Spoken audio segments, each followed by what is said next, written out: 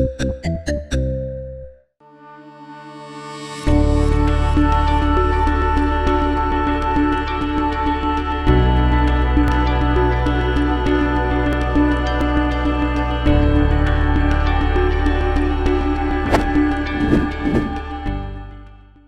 student, Assalamu alaikum. This is Laiba Tariq, your biology instructor from tutoria.pk.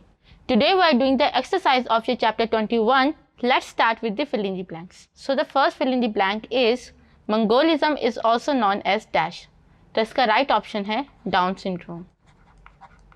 Second है during dash homologous chromosome get closer to each other.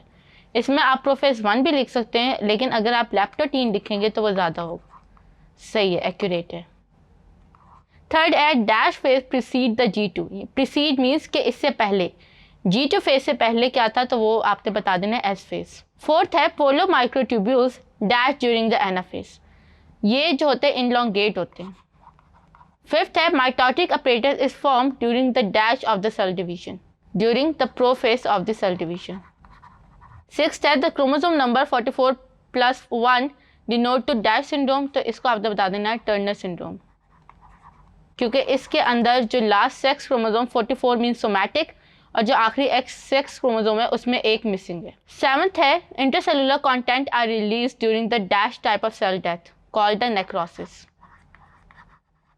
तो इसके साथ ही हमारी fill in the blanks complete हो गई. In the next video we will discuss the MCQs.